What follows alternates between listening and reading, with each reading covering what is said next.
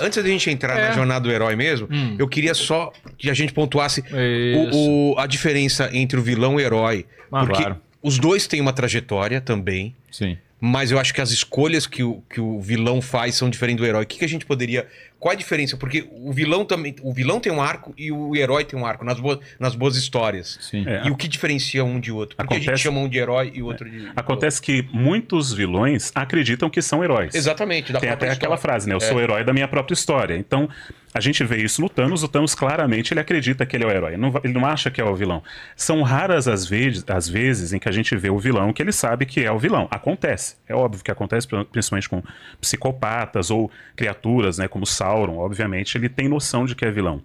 Mas o que acontece é que em algum ponto da sua jornada individual como herói, ou ele não deu ouvido para o seu mentor, ou ele não conseguiu passar pela prova, ou ele se revoltou contra aquilo que estava acontecendo e acrescentou essa chateação, essa revolta com o mundo e tornou isso em algo negativo.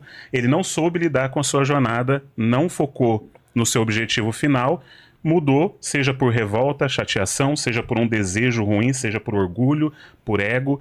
A gente vê, por exemplo, a jornada do Walter White. Ele começa como herói. Existem 4 motores. Isso quem fala é um ex-agente da CIA, Andrew Bustamonte.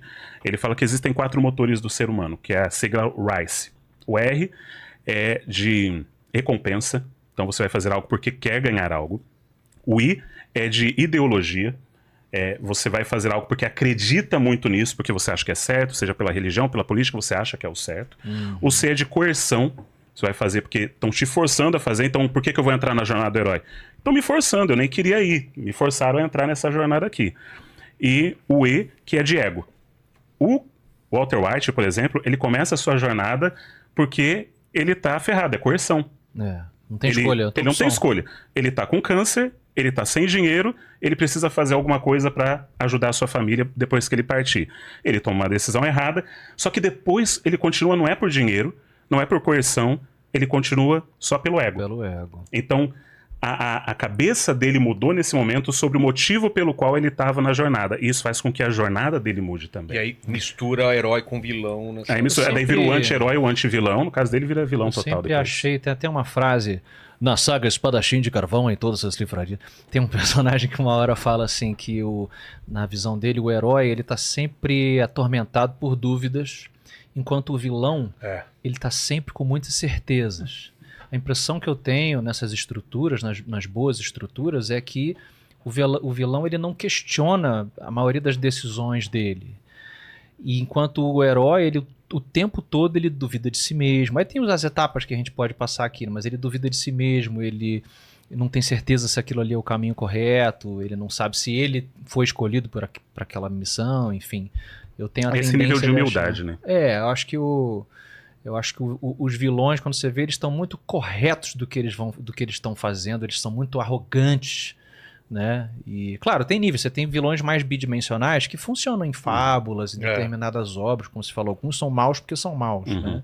Mas outros precisam um pouquinho demais. Acho que Santo Agostinho explica bem essa diferença quando ele fala sobre o mal, né? Porque o que é o mal?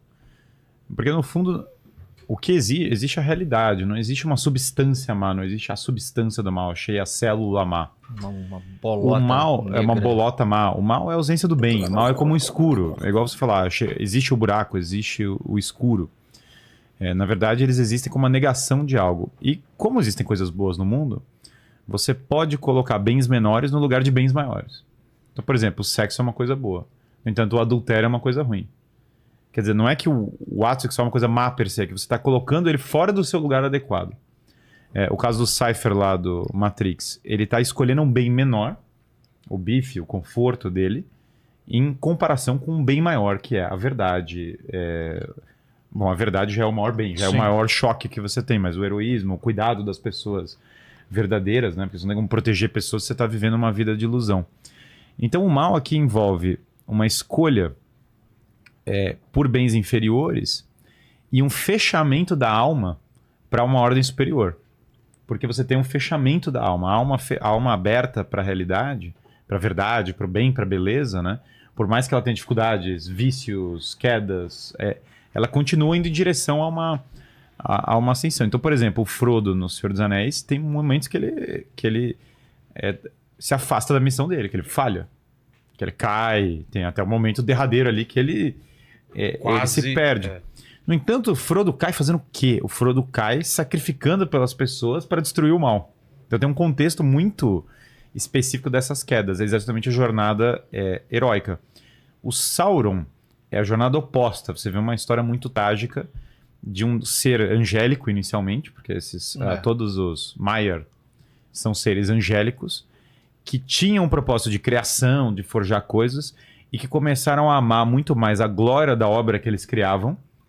Então tem esse elemento do ferreiro, do artesão nesses anjos, que falavam assim, não é Eru, Deus no caso, que me delegou esse poder, sou eu que sou o grande artífice da coisa. Então ele colocou ele mesmo no lugar maior. Então o símbolo do Sauron e o símbolo do Hobbit são opostos, porque um é o humilde, que é fraco mesmo, que aceita uma missão grandiosa. O outro é o cara de extremo talento, poder, porque o Sauron, se você pegar as histórias anteriores, o Silmarillion, ele é sedutor, ele é talentoso, ele é inteligente nas coisas, não é simplesmente uma figura... Não é um monstro. Aquela versão dele já é a versão depois de depois de muito tempo, mas reparem que ele se apaixonou pela própria imagem, ele foi consumido pelo orgulho. Então existe... Orgulho é a palavra, o ego. É o ego, exato.